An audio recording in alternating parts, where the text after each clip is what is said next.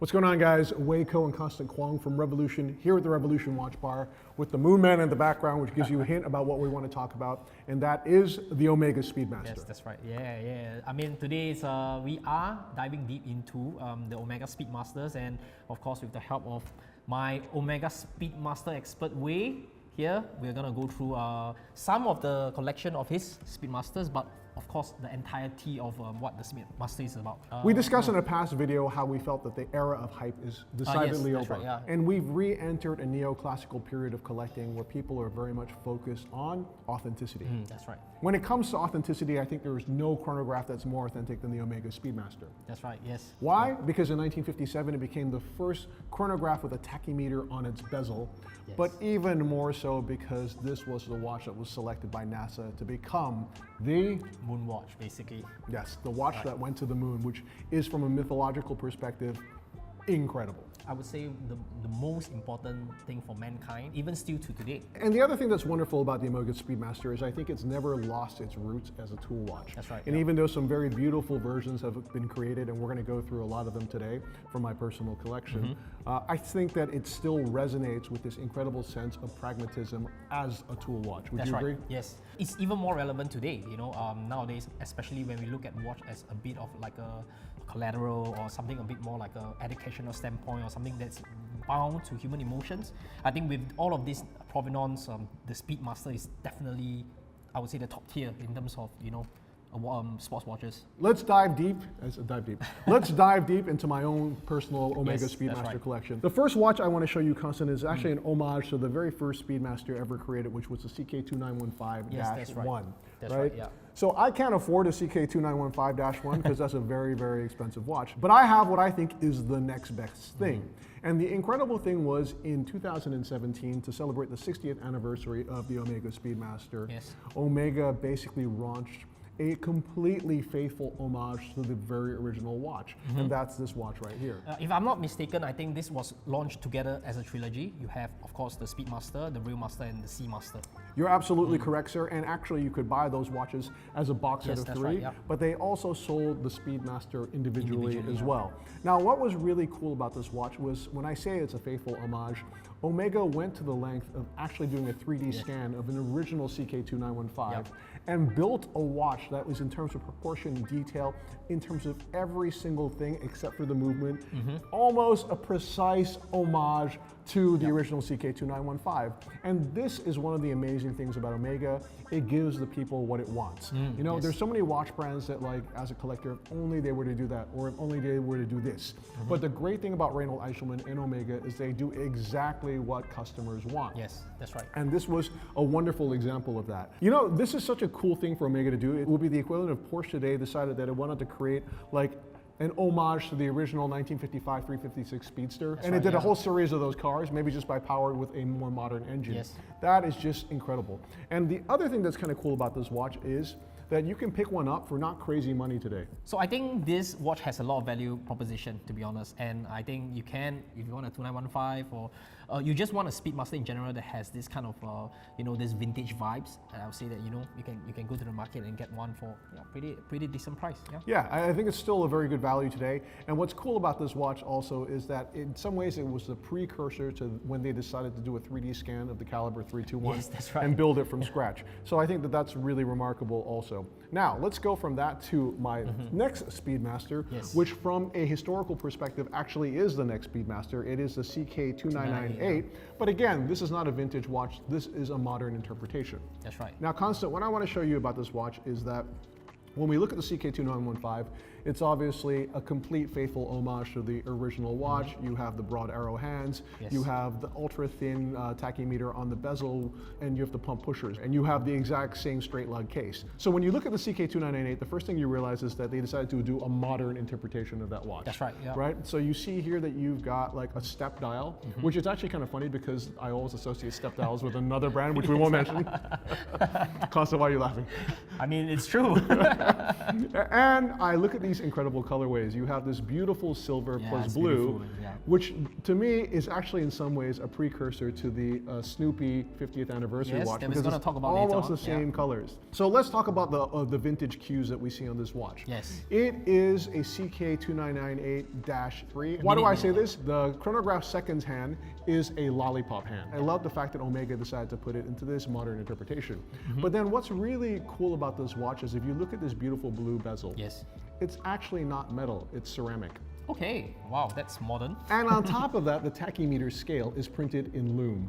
Okay, oh wow, I understand why you like this one So, so much. dude, yeah. you know, like, I mean, the fact that Omega decided to do something so avant-garde and using modern materials in a vintage theme watch makes this, to me, one of the coolest watches that they produce. This is also another watch that kind of flies under the radar. You know, it's not the subject of cult collectibility, but here, put that on your wrist. This is cult, man. I know a lot of collectors that love the black version. It's one of a modern classic, a modern favorite. To It's be honest. a phenomenal watch on the wrist. Try it on. It absolutely is one of my favorites. It's fantastic, yeah. So Constant, the next watch, and you can keep that on your wrist, that I want to show you is an actual vintage watch. And this is the legendary Ed White, or 105.003. right. So there's a watch that's in between the two of these. This is the 105.02. I think we need to explain that. Right. Yeah, Why don't you because go for that? It's quite confusing. So to understand this, the next watch after the 2998, it's the 105.002, which actually splits into two branches. One branch is actually of course, the Ed White, which was the 105.003. All right, but there is another branch which is the professional Speedmaster that we know today. Yes, with the Lyre Lugs, Yes. and that began with the 105.012. Yes, that's right. And we have an example of that as well. Yes. But let's talk about the Ed White for a second. Now, what's so cool about this watch is that this is the watch that actually passed all of NASA's crazy, That's right. stringent torture tests to allow the watch to become the watch of its astronauts. What's really cool about this watch is this is the last of the straight lugs, as they call That's them. right, yes. Omega Speedmasters, and it is a watch that to me is iconic, right? So much so that later when Omega decided to produce the 321 again, or the caliber 321, they decided to also create a Ed White case That's to right. put that beautiful Yes. movement in. Let's go from my Ed White to exactly the watch that you were talking about, That's right. which is the first Speedmaster with its famous Lyre lugs. Yes. This is So we're going to show you, I mean, you can see now here that the lugs have this really cool faceting on it, and this side of the case actually integrates these two crown guards, and that's what we mean, right? So this is a 105.012 Yes, that's right. featuring the caliber 321, of course, but it comes from 1966. Wow. And how do we know that this watch comes from 1966? Well, for the 105.012, and sorry guys, this is super nerdy, right? Yeah. In 1966, Omega decided to produce cases with two different case makers. Okay. And one of those case makers was called Central Boîte. Oh, Central cases in English. And the interesting thing about those cases that were made at Central Boîte is they have an additional vertical bevel right here, and here. Okay. And we're going to show you a close-up of that as well. And a lot of the watches that went sent in for service, because like people would look at them and they think that was a mistake or something, they would just round them out. But this actually retains its original bevels, and I think it's a really interesting part of the history. It has a kind of cool monogram on the back. It says TAT Flying Club. And none of us could figure out exactly what that meant. We tried to do some research. I mean, but so if there's anyone out there that knows the history of this particular 105.12, 1966 Let us know, man. and you know what this TAT Flying Club means, please hit us up because we'd love to know more. Right? Oh, okay. So now we're going to go from that to basically a watch that, as you can tell, I'm completely obsessed Yes. with. Right? And we're going to go to the legendary Ultraman, right? That's right. So this is a 145.012, That's right. which is incidentally the last Omega Speedmaster to feature the legendary caliber 321. And if you're interested to know why we love the 321 so much, we have a video on Yes. that as well, which Check you that guys out, can man. check out, Yep. right?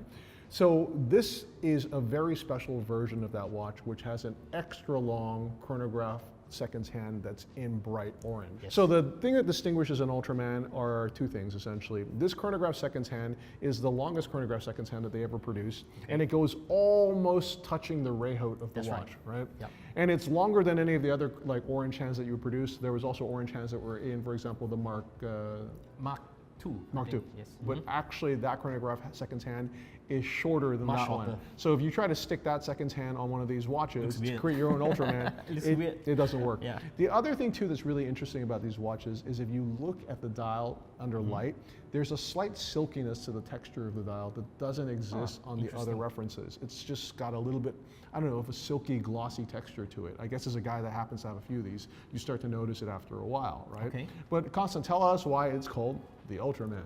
So basically, this exact watch or exact reference is featured in the Return of the Ultraman when the I don't know what, the Hayata or the Ultraman guy needs to go back to his you know this his planet. You will see this watch at the background.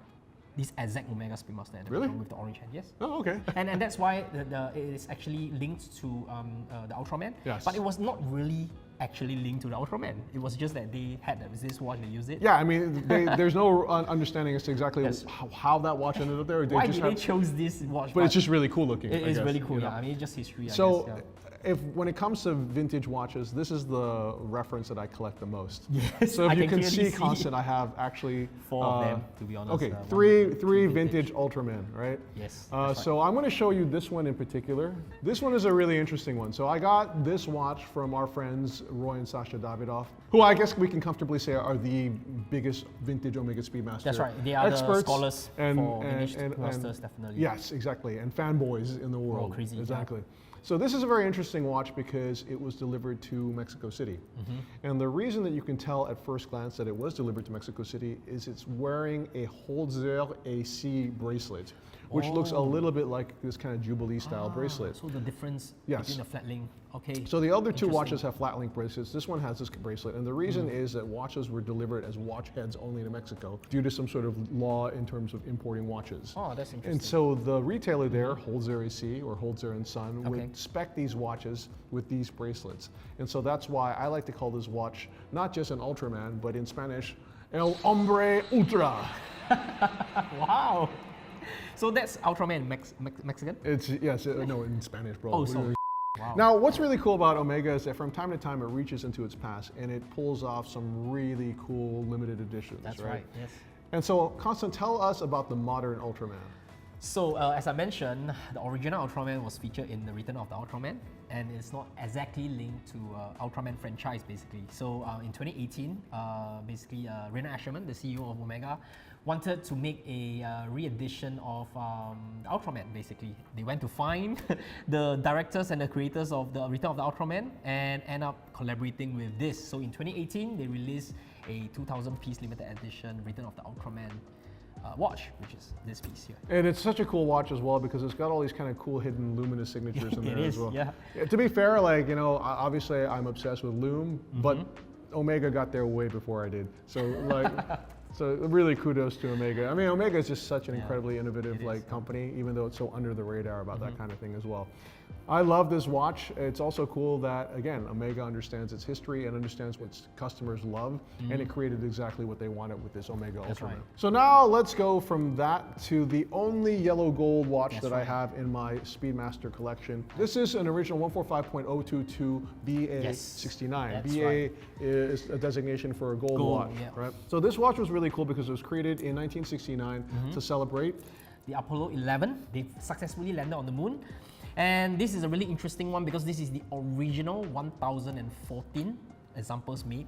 So it's interesting enough, the first 33 of them were given to the President of the United States has one, the astronauts family, the directors and friends of NASA, and then the rest of the 1,014 pieces, which this included, it's for civilian purchase basically. Yeah.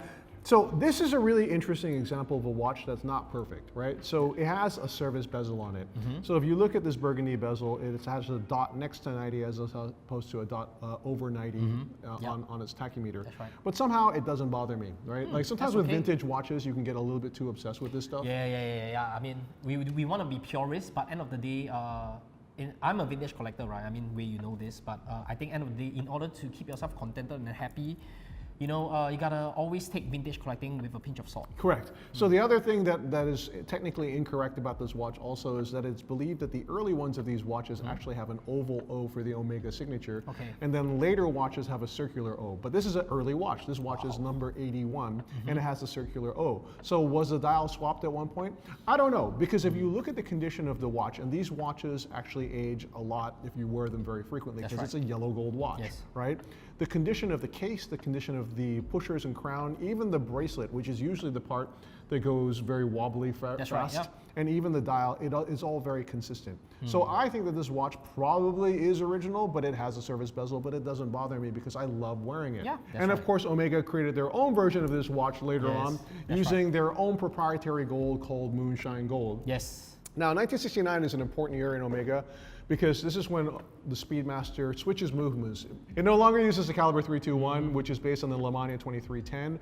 It switches over to the caliber 861, which is based on the Lemania caliber 1873, which instead of a column wheel has a shuttle cam, right? So another watch that I think is really cool also comes from 1969, right? And 69, incidentally, is the year of my birth, so it actually, these watches are exactly as old as I am. Oh yes, that's right. And these are two very interesting Omega Speedmaster 145-022 with tropical dials. So Constant, explain to us what a tropical dial is. So tropical dial is basically the production of the watch itself is supposed to be a black dial. Over time, the paint of the black dial basically disintegrated or aged. It became a bit of this kind of a chocolate brown kind of dial, and hence the name tropical, I guess. I didn't know how tropical came about. Yeah, you know, the cool thing about these watches is they have such a beautiful and distinct color. Like, I absolutely adore them. I think we also want to say, not just the dials, the bezel itself has faded as well. You have a bit of a ghost bezel as well, you know. So that normally comes as a plus, you know. Yes. And it's nice to see, you know, we have original dial and bezel age consistently, which is great. Yeah. So these watches all kind of fall within a kind of specific range in 1969. 69, But when you're looking for one of these watches, you want to find one that, as Constant was saying, like all the age markers are consistent. So you want to have a nice, even tropical color on your dial. You also want the tritium indexes to have changed, kind of a nice ecru tone as well. That's right, yeah. And then usually the bezel should have also faded a little bit as well, creating kind of a ghost bezel. Okay, so let's go from that to some of my favorite contemporary Speedmasters. Okay, we talked about the Ultraman here as well. But let's talk about a super interesting watch with a really distinct red and white racing track called the Tintin. Constant, what is this watch? It is a Speedmaster with a racing dial, but this color tone, I guess, is very synonymous to the character Tintin, which is written by LJ. Pretty long ago, I would say. Yeah, so the thing is that the story that goes is that Omega really loved the story of Tintin Goes to the Moon because, of course, the moon, right? He's an astronaut in this situation, so it really aligns with their values, of course, right?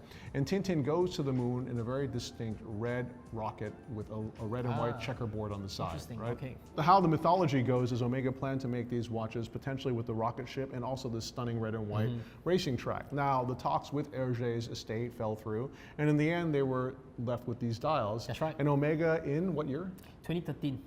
In 2013, Omega at Basel Fair decided to launch this watch. It's really cool. And initially, people were just super confused by it. They're like, why does it have this crazy looking red and white? In 2013, if it was me in Basel, I would be confused as well. No, look at that. But the thing is, what's really cool, and I have to again applaud the other great Speedmaster scholars out there, which is Fratello, right, and our friend R.J. Broer. Because I think he wrote one of the first stories talking about this mythology behind the watch that then became called the Tintin. And as a result, this watch became the object of some cult collectability. It's believed that there are somewhere between 1,000 to 2,000 of these made. And I absolutely love them. As you can see, you put it on your wrist and it has this extraordinary visual effect, right? It is so eye-catching because the dial is just so out there. It fits your checkered that's why I wore this. I wore this entire outfit specifically because I knew it would match this Tintin. Now, since we mentioned Fratello and since we mentioned R.J. Broer, we have to talk about the watch that he was involved in creating called the Omega Speedmaster Speedy Tuesday. So this is the Speedy Tuesday. So everybody talks about the hashtag that became really popular because of Fratello, you know, and this is the watch that they created for that. So this is a Omega Speedmaster Speedy Tuesday, introduced in 2017. And wow, it's been quite a while, since 2017. Yeah, so this watch is in many ways an homage to one of the most mythological Speedmasters of all time, and that is the Alaska 3. Yes, right? that's right. Which were watches that were created as prototypes, again for NASA. It's really distinct because the subdials feature radial indexes. So RJ, being the ultimate speedy nerd, decided to incorporate those into his watch. Now what's really cool is these subdials are also loomed. The entire subdial are loomed out. So when we're doing all of these close-ups, we're going to show you this as well. And then if you flip the watch around, it even says radial around the exterior of the case back as well. Wow, this is a nerd's watch, but I love it. Watch, you know, and not only do I love it, but you even have celebrities like Daniel Craig wearing this watch as well. Yes, that's right. Yeah. So let's go from that to 2003 and one of my favorite all-time Speedmasters, and that is what people call the Blue Snoopy. That's right. This is the first Snoopy as well, right? Yes, so this was an Omega Speedmaster that was created to commemorate the Snoopy Award, which was given in 1970, right? Yes, that's right, yeah. And the incident that's usually talked about as to why the Snoopy Award was given to Omega is usually Apollo 13, right? Where on this spacecraft there was a catastrophic failure of all electronic equipment, and the astronauts actually had to use their Omega Speedmaster to calculate the burn, to re-angle their spacecraft so it wouldn't burn up on re-entry or it wouldn't skip off the Earth's atmosphere. And that's such a cool story that it actually inspired the creation of the Silver Snoopy, which was created to celebrate the 45th anniversary of the Snoopy Award. Tell us a bit about that watch. It's super cool. I mean, the exactly that story, right? I mean, the 14-second burst now is. What does it say? 14 seconds. What you can do in 14 seconds? Yeah, that is really cool. I mean, okay, so the reason why that watch says what can you do in 14 seconds was 14 seconds was the exact amount of time needed to calculate each of the rocket bursts to angle the spacecraft exactly correctly, right? Back to Earth. So if they miss by any 1 second, the rocket will just skim through. Yeah, the angle would have been incorrect and they would have bounced off the atmosphere, or it would have been too steep and they would have burnt up in re-entry, which is nuts. And it was an Omega Speedmaster that allowed them to safely return to Earth. Now, from a design perspective, this is one of the dopest Speedmasters of all time, right? First of all, you actually have Snoopy lying here. And on the back of this watch also is this stunning silver Snoopy medallion created in sterling silver with Snoopy playing as an astronaut on a bed of adventuring, which is just so dope, dude. Beautiful. I mean, this is really, really cool. I mean, I don't know why they don't want to do this, the medallion back again, you know. This is such an iconic. It's so nice, man. Okay, so let's talk about that to the 50th anniversary Snoopy watch as well. So, Constant, tell us a little bit about that and show us also this incredible animation on the back of the watch. So this is the, I would say, the blue Snoopy, I mean the 3rd generation Snoopy 50th anniversary. Snoopy is back again, and basically now in blue.